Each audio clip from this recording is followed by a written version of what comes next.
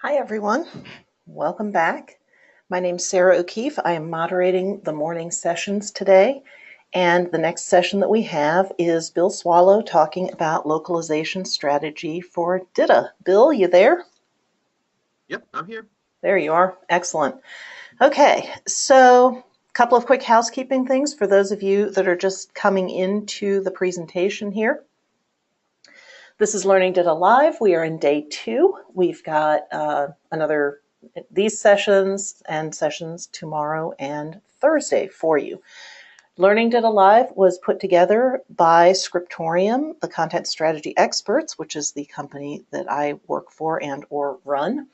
We've been around since 1997 doing content strategy, XML, and DITA work, although I should be careful to tell you we haven't been doing DITA since 1997 because it wasn't there. Learning DITA would not be possible without our sponsors, and we appreciate the resources and the knowledge that they bring to the table and want to take a moment to thank them for participating in LearningDITA.com and in LearningDITA Live. During the session this morning, we are recording the session and we'll make those recordings available later.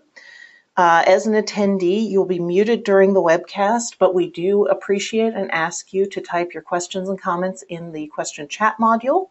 We will be posting links there as we're going along to relevant items, and we look forward to getting your participation in that way. So right now we are looking at localization strategy for DITA, and then this afternoon we have we have Alan Pringle presenting on managing projects in the real world and a case study on cancer diagnostics via electronic content delivery. So with that, I'm going to turn it over to Bill to talk to you about localization issues. Bill, Thanks. take it away.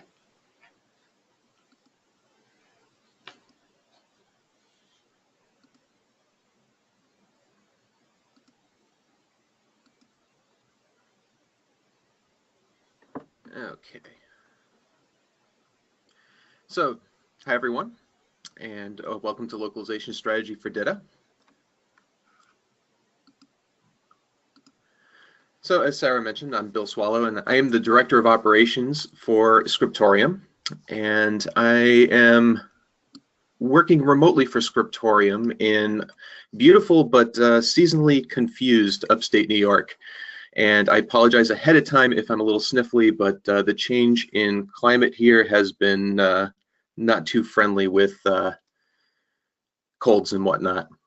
So I specialize in content strategy with an emphasis on localization strategy and localization readiness. So I guess I'll begin with posing a question of, so why translate? Or, why should we be thinking about translation? And a few years ago, Common Sense Advisory issued a report, and in that report they had some pretty interesting numbers. Roughly about 72% of people who browse the web are more likely to browse it in their own language and are more likely to buy a product in their own language. But perhaps the most interesting number was that over half of the people that they polled said that getting the language right for them is more important than the price of the product. And at the same time, Gallup had a similar survey among 23 different countries in the EU. And their preferences pretty much validated everything that Common Sense Advisory took a look at. With 90% of European internet users preferring to browse the web in their own language, and almost 20% of them not browsing in any other language other than their own. And about 42% of them never purchase products and services in other languages. They strictly want to deal with things that are tailored to them. And it's a pretty eye-opening set of numbers, given that there's a large assumption that English is acceptable throughout Europe. And this pretty much contradicts that assumption. With all that said, translation and localization really can't be an afterthought.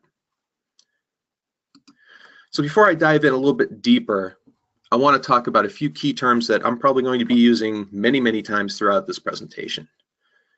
So the first I want to talk about is localization, and localization really is kind of the envelope for everything regarding translation and delivering localized product to people. So it encompasses the translation, the internationalization components, and anything else that goes into creating a product for people in other languages.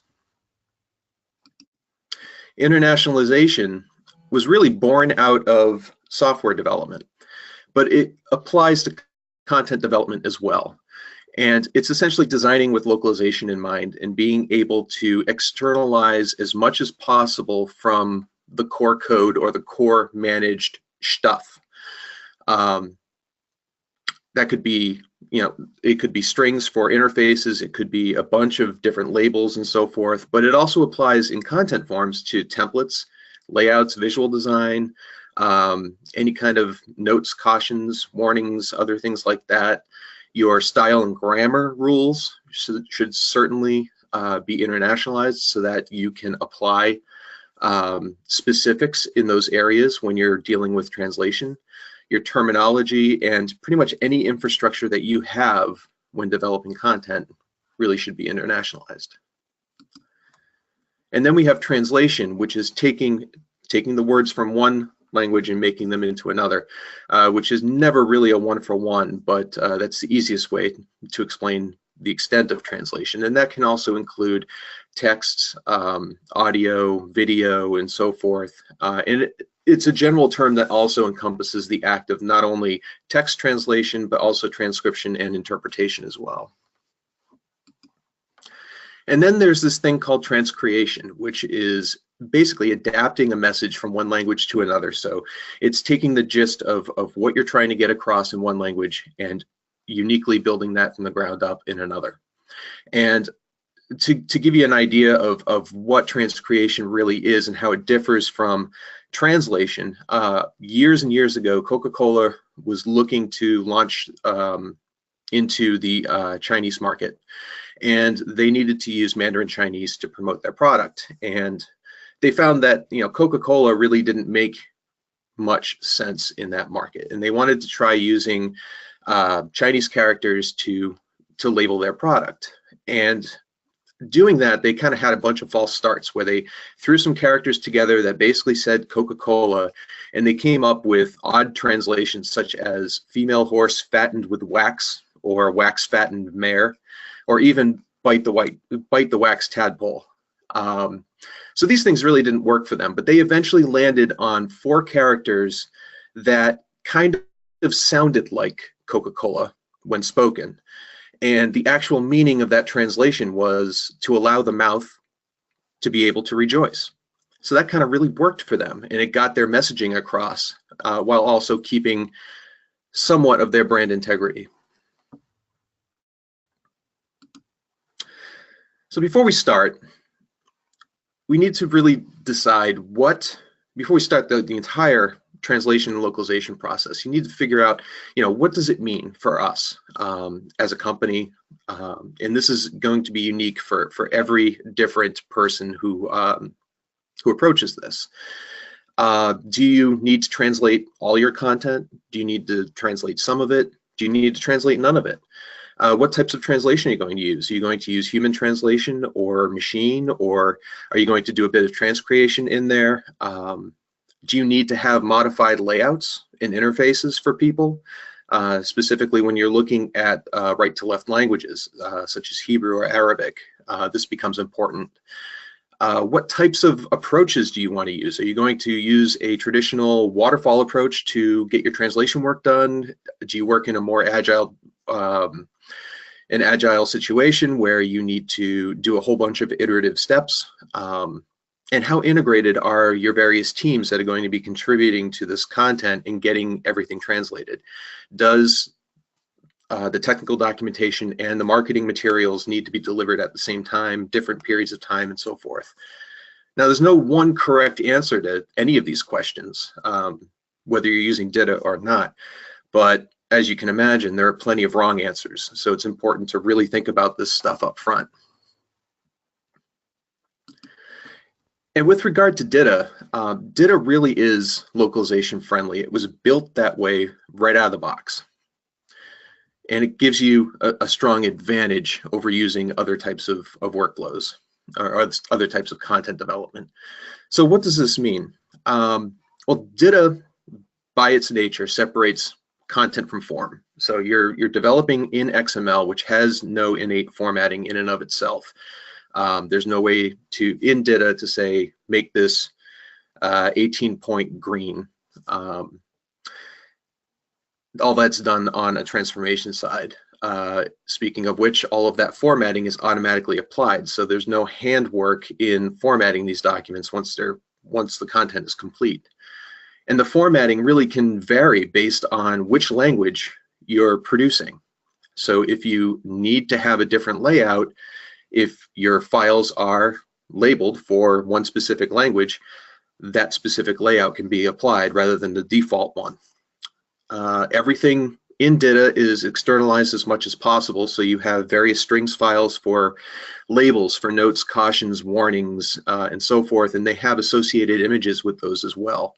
And DITA also comes with a series of localization attributes that you can use to further communicate intent, need, and provide context for your translators. So if you attended Sarah's presentation yesterday, you saw that desktop publishing, or applying that manual formatting in a traditional publishing role, can take roughly about 40% of your overall time to produce a deliverable. And that applies to every single target language. So just by using an internationalized source like DITA, you can begin to see some of the improvements in your workflow. And speaking of translation, you need to choose the method of translation that you want to use wisely. And we'll talk about 3 basic types of translation. So there's human translation, which is, of course, produced by people. And that can include anything from a targeted translator to using an LSP or a localization service provider to get that work done, or crowdsourcing your content. And then there's machine translation, which is specifically using things like Microsoft Translator or Google Translate to get the work done. And then there's the whole transcreation element. And we'll talk a bit about each of these and how they fit and how they might be used.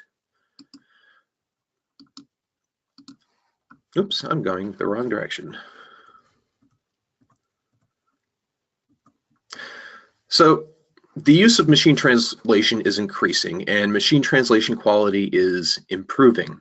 And you have a lot of basic free web services like, Google Translate, Microsoft Translator, there's Bing, and there's a bunch of others out there. But they aren't perfect in and of themselves.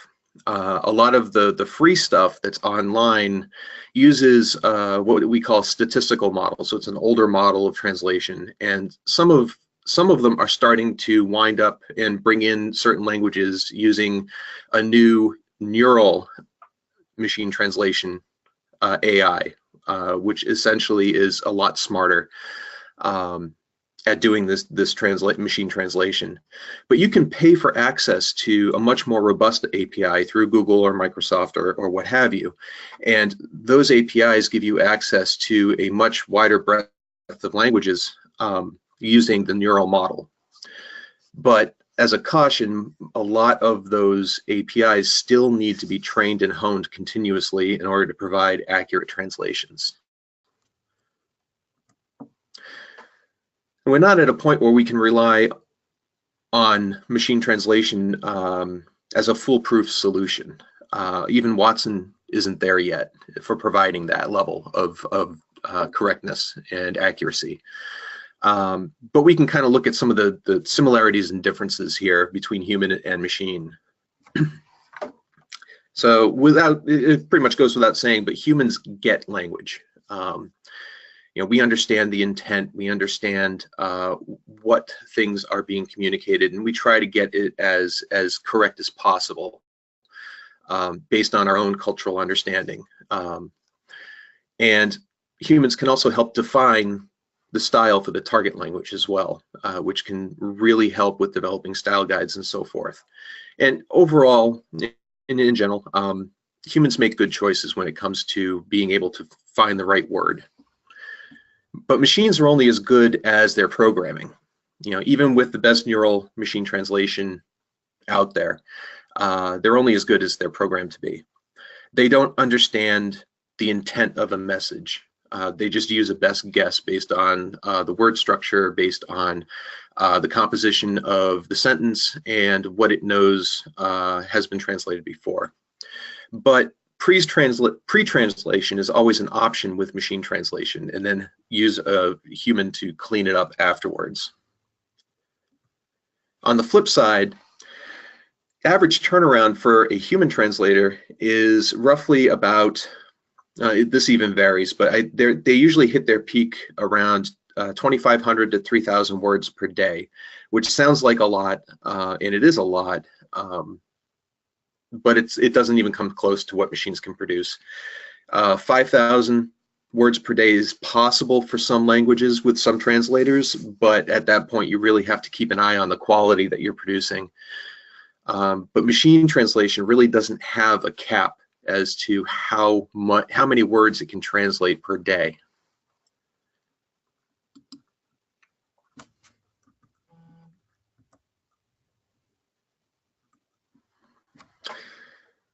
And likewise, the cost for human translation is pretty much a known number. You can get quotes from various translators at any point in time and understand what it is roughly going to cost to translate things. The average spend per word per language, at least in the United States, is roughly about 21 cents per word, which sounds like a lot, but some languages are a lot cheaper because there are just so many translators available for certain languages, and it's not generally a complex language to translate into. And some are much more expensive. For example, Japanese, Korean, Arabic, and Hebrew can cost up to or even more than 50 cents per word US, depending on the type of content that needs to be translated. Machine translation can be free, so you can just go to translate.google.com and paste your content into the form, click translate, and copy and paste it back out.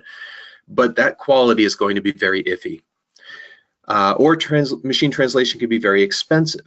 So you pay for that API access to get into the good stuff, and then you have to build a custom corpus or body of knowledge that uses all of your content and all of your terminology, and you need to train that engine on your content and get it to understand certain terms, certain contexts, and so forth. And you're going to be constantly training and honing that machine engine to be able to understand your content. And that can get incredibly expensive and incredibly tedious to maintain. But there are cases for both. You can go with a known cost of using human translation, the turnaround and so forth. Or if you need instant translation, you're not going to get that with a human. So then you can start looking at machine translation and think about the type of quality that you're looking for and what your investment in that is going to look like. So talking a little bit more about transcreation, it's really the art of developing something from scratch in another language based on the source guidelines for the content. And it's really ideal for custom messaging. So you're not going to do it for any kind of technical information that is going to be boilerplate. Follow these instructions or people will get hurt. Follow these instructions or you will lose data. It's more for marketing material and so forth, something that's going to elicit an emotional response, or you want to have a certain appeal with the audience. It requires a lot of planning up front, and that planning needs to happen as you're planning the source content. It can't happen after the source is planned, because you want to make sure that the same end result is going to be achieved in every single language market that you're going for, which means it's incredibly effective, but it's also incredibly expensive. And generally, I mean, these are lots of things that you can do to make sure that you get it right, but generally transcreation is not compatible with DITA, with some extreme exceptions. One of which being that you, for whatever reason, need the same kind of reuse or multi-channel output for a target audience, but the content needs to be adapted completely uniquely.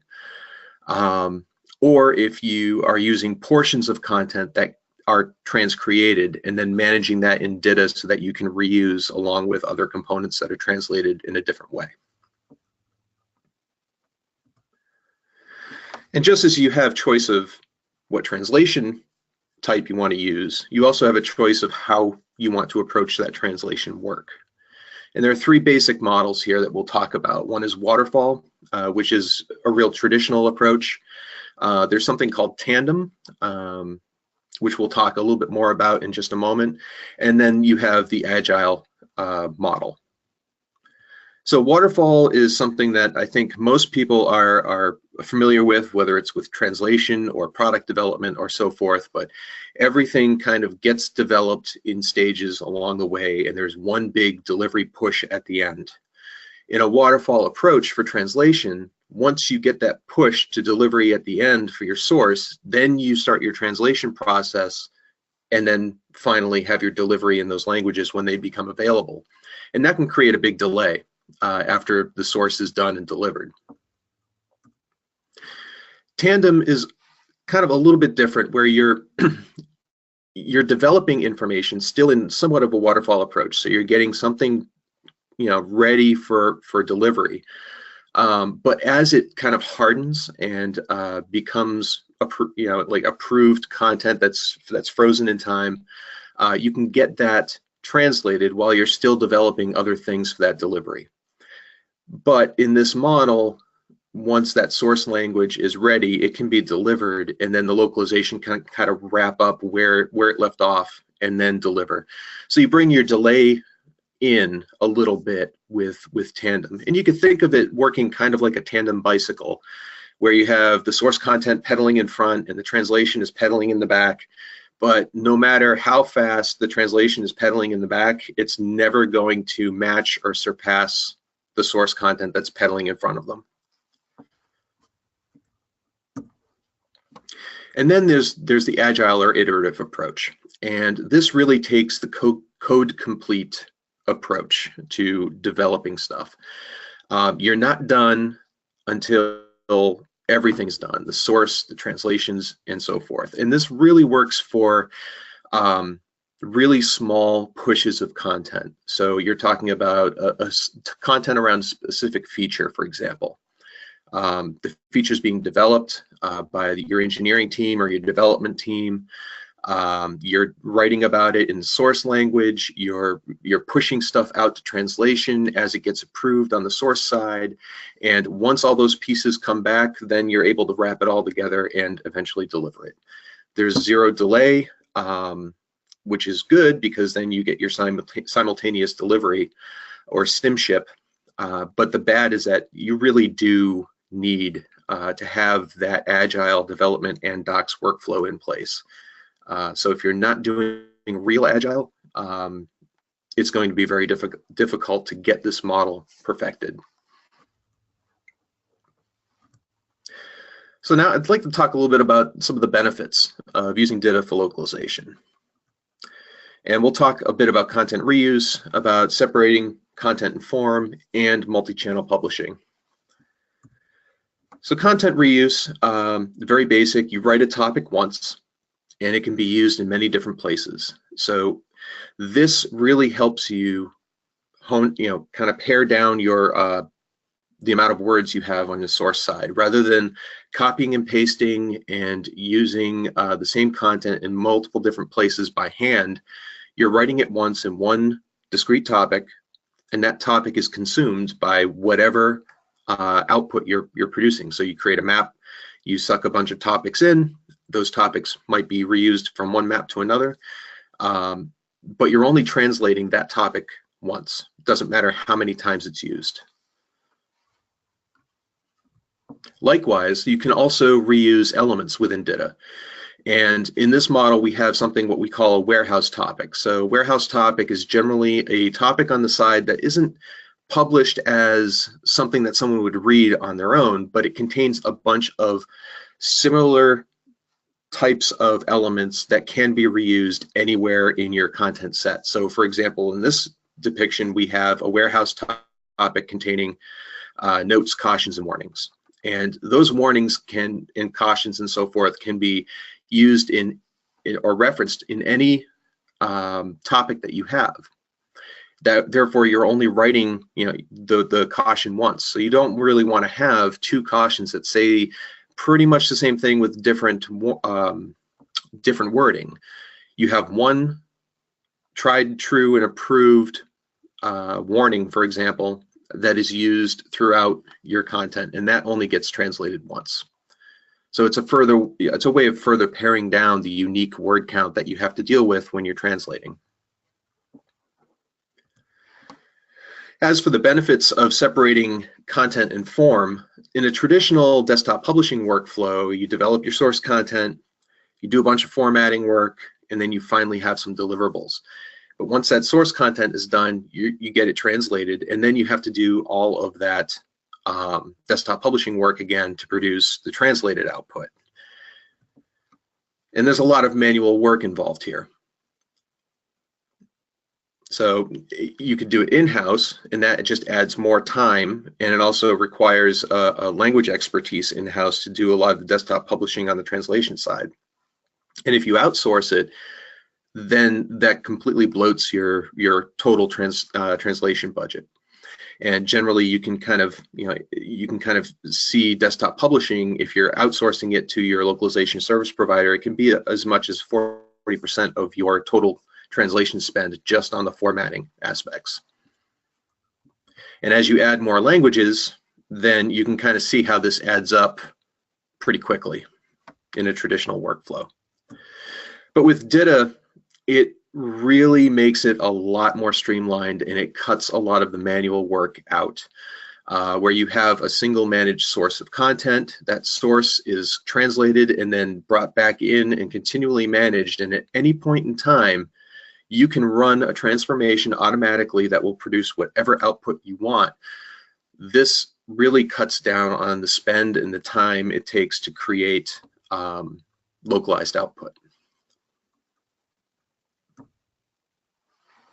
And DITA also has a bunch of translation features. Again, it was designed with translation in mind. It was designed as an internationalized code set for you to use for content development. So one of the things that it comes with is what we call an XML lang attribute. And this identifies the target language and potentially the target region for specific content. And you can apply this at any point in the document in an element, or it's usually seen at the very top, at the very opening of, for example, a concept, a task, or a reference topic. It will identify the language and the locale that this particular bit of content is being developed for. And this is kind of what it looks like. If you have a basic task, and I took all of the guts of the task out because it's really unimportant for this example, but at the very top of your DITA file, just below the doc type declaration, you'll see that you can add to the task element itself the XML lang attribute, for example, for French Canadian. And that will identify all the content within that task as being French Canadian content. Another attribute that you have at your disposal is the direction or dir attribute. And it does exactly what it sounds like. It sets the text direction or the table direction for your content. So this can be applied again at the top of a file, or it can be applied specifically to, let's say, a call spec for a table. So this way you can identify, does column 1 start at the left of the table, or does column 1 start at the right end of the table, to define which direction those go in. And as an example here, we have a bunch of English text, but we wanted to, let's say, insert a Hebrew quotation. Well, first of all, you have to be able to define the language that particular paragraph is going to be written in. And then you also, because Hebrew is a right-to-left language, you need to specify the direction of that text. So you add the direction attribute with the value of RTL for right to left. And likewise, you can do it for an entire topic, just as you did for XML lang in the task.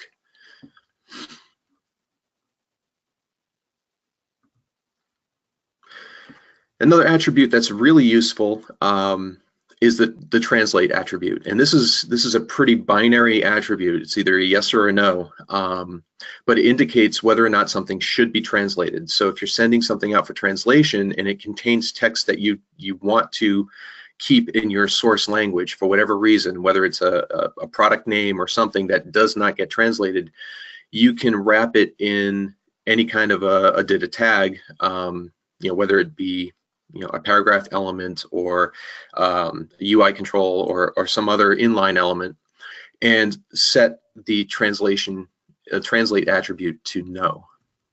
So in the example here, we have an English sentence that can be translated, but we're telling the translator that regardless of what language this paragraph or this sentence in the paragraph is being translated into, we do not want to translate the terms el patito or la patita.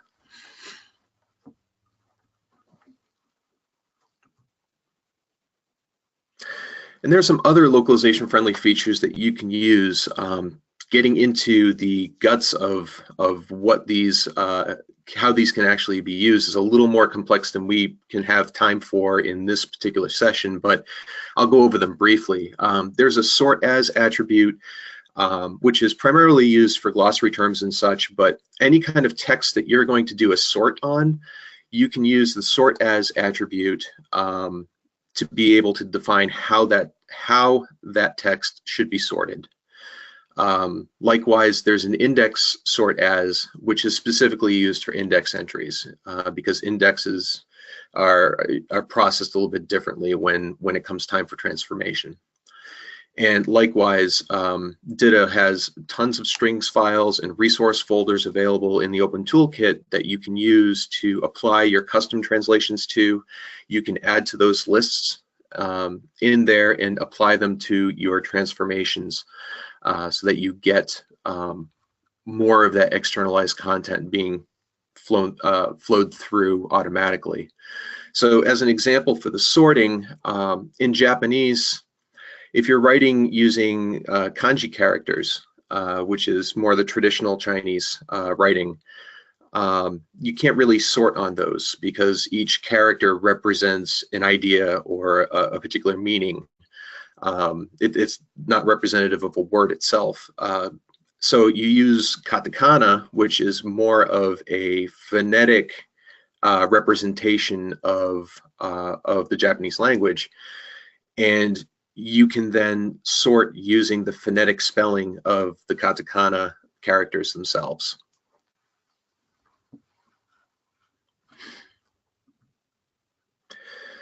Now we'll say that it's not all it's not all smiles when dealing with DITA translation. There are some challenges that you'll need to overcome and be aware of when you're planning your translation efforts. And the first one is sizing up the DITA aptitude among translators. And I will say that this is constantly improving, and there are some solid expert translators out there who are experts in DITA as well. But not all translators are still accustomed to receiving DITA content. So before you decide that you're going to be developing content in DITA and you're going to be localizing that content, you need to make sure that your translator can handle that content. And it's as simple as asking them to perform a sample translation for you. And that way you can ensure that they can handle not only the basic DITA that you supply them, but if you're using any kind of specialization, or if you have any custom attributes, you want to make sure that they are going to be handled properly on the translation side. making sure that things that are labeled as translate equals no are actually flagged that way so that the translators know not to translate that bit of content. And then you have all those DITA files. So in a traditional desktop publishing workflow, you have really a small amount of very large files. So you'll have one file for either an entire document or one file for a chapter that you're writing. And that way the translator only needs to manage that one file or small collection of big files when they do the translation work. But with DITA, when you go to translation, you can have hundreds, if not thousands, of tiny little files with very little text in them. And those all need to be managed and tracked and made sure that they're, that the translation is complete, that the DITA files are returned using the correct XML lang attribute, making sure that they're valid XML, valid DITA. So really, when if you have a small DITA project, it's kind of manageable to do it by hand. But really, once you start getting into any kind of enterprise level localization effort with DITA, that effort is best paired with some kind of a translation management system that will help you manage these files appropriately. And you have to be careful of any kind of loss of context because you have all of these tiny little files with very little text in them. DITA, because it makes a lot of good use of reuse, you need to be able to provide some extra context because a translator may end up looking at one file that contains just a paragraph or just a sentence or just a term. And you need to be able to provide some kind of context to say, okay, this is what this is, and this is how it's going to be used. And it could be as easy as putting comments in the DITA files and letting your translators know to read the comments. You can provide some kind of output for them in the source language so that they can kind of see where things fit and see what's above and below them for some kind of a contextual relevance. Or, and I know it's a scary concept, but you can actually talk to your translators and talk them through it and show them how things all work together so that they understand, when they get these, 3,000 files to translate, that they know what they're looking at and how it's going to be used. And I put together a bunch of resources, and I know it's going to be, you're not going to be able to copy any of these down, so I will make sure that these get in with the recording afterwards. So I'll make sure that the links are all posted where the recording is going to be posted. But you can find most of this information on scriptorium.com. You just go to scriptorium.com and you can bring up the search and just type in either localization or translation, and you can get quite a bit of content that'll pop up surrounding localization for DITA or just localization strategy in general, and various notes and podcasts based on a lot of what we talked about today, specifically on how to use some of these DITA tags, such as the XML lang attribute, translate attribute, and the direction attribute. So with that, I think my spiel is done, and I'd love to take some of your questions if you have them. Okay, thanks, Bill. And for those of you on the call, go ahead and drop your questions into it may be called the questions tab, and it may be called the chat. They keep changing the interface on us, so that's kind of where we are. Okay, there was a question early on when you were talking about neural translation and some of the engines that are out there. The question actually was as to a specific technology or a specific tool that's out there, but I think I'm going to reword it and ask you, is there a single best translation system for machine translation? Unfortunately, no. Each one is, I will say that there are a lot of strong similarities between pretty much all of them, and it comes down to how many languages the neural engine supports. So Google supports one set of languages. Microsoft Translator will, they support another list. There's a lot of crossover in there, but not all languages use the neural engine yet. It takes a lot of time and effort to be able to implement those things, and they use slightly different models of neural. So neural isn't just one type of smarter machine translation, but there are different types of engines, and of course these engines are proprietary. So they all work slightly differently, and regardless of how well they work, you're not going to guarantee that it's going to be perfect for your content, because it may not understand certain terminology that your company uses, so proprietary terms that your specific company uses. It may not understand specific industry terms because there just wasn't enough of it available on the web to be able to hone that machine translation on. So with any of them, you're going to have some degree of variability. And to say which one is better than the other, there's really no real answer, because if you want to use it as a foolproof model, or as close to a foolproof model as possible, you're still going to have to train it and hone it based on a custom corpus. Okay, great. A couple of pretty technical questions, which I'm going to fling at you, so good luck with that. The first one is, and I'll preface this by saying you're going to have to explain what the second thing is. The first question here is, how do DITA and XLIF work together? Well, okay, so the second thing, XLIF, is it's essentially an XML-based standard for your language pairing for the translators. So in a traditional model, so if, translators use what we call CAT tools, or computer-aided translation tools, and they generally will show the source language, let's say on the left-hand side, and they'll provide an area on the right-hand side to type in the matching translation for those strings that are on the left.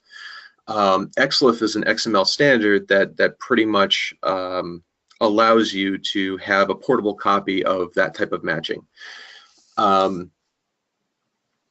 So I'll also say that it's getting better, but there's no, even though there is a standard for XLIF, the adoption of that standard is still fairly varied. So some tools will use certain elements within the XLIF standard. Some tools will use a different subset of those elements, and you really don't know which one is going to accept the other until you've tried it. Now, with regard to DITA and XLIF, the workflow. This is actually a really good question, and it is a pretty technical question. The workflow is that you take the DITA content and you move it into some kind of a translation memory using a CAT tool, and that will produce XLIF that can then go anywhere. You can do a transform from DITA to XLIF, but you really don't know what you're going to receive at any point in time, or what you're going to get. And there's really no value in that, since all of the tools that the translators are going to be using will produce that anyway. So they're really two different things, where the DITA is the actual model for the content, and the XLIF is only the model of how to pair things up once that content has been consumed for translation purposes. I hope that makes sense. Is it fair to say that our position is that this should be the localization service provider's problem? Yes, I think that's the easiest way to say that. Your results may vary, but unless you have a lot of resources on your hand to be able to manage an XLIF migration on your own, and then provide that XLIF to, you're providing it to, tens of different groups of translators doing work simultaneously. Unless you're really that big or have that big of an implementation, you're not going to be even looking at this because your translators can handle it. So there's another question here. I'd like to cut my translation delay in half. So what does the typical process look like when moving from waterfall to more of a tandem approach? So you can think of tandem approach as a bunch of mini waterfalls, and there are a couple things that need to happen on the project management side of things. So you need to be able to figure out from a content perspective what types of content you're going to be able to harden or get approval for and finalize early. And it's when you hit that point, you can get that stuff translated while you're still developing other content. So for example, if you have a glossary of terms or other terminology, or you have data sheets and so forth that pretty much are collated automatically, that stuff can go out early while you're still working on, let's say, procedural information or background or contextual relevance type of stuff. So this way, basically, whatever you can harden earlier in the process, you can start spinning that stuff off for translation. You can get the translations back. Your quality assurance team, which I hope you have a quality assurance team, can start proofing those translations and making sure that that they are correct and that they're behaving the same way as your source does. So if you're producing various outputs and so forth, so PDF, HTML, and what have you, that they're testing the outputs in the various languages while you're still developing other content. So it's a bunch of mini waterfalls if you want to look at it that way. There's actually, I think more of a comment here that it is important to provide the translators with a way of querying the source text, which I think means provide them with the context of what they're translating so they don't just see these isolated little snippets. Translation often functions as a QA step, as a QA process, and any queries translators have can help you review and improve your source. Yes. Yeah, you want to have a constant dialogue with your translators. And I talked a little bit about supplying maybe a PDF or something to translators of the source. And there are things that you can do. So you can actually have a DITA transformation that includes information that you wouldn't be supplying to a customer.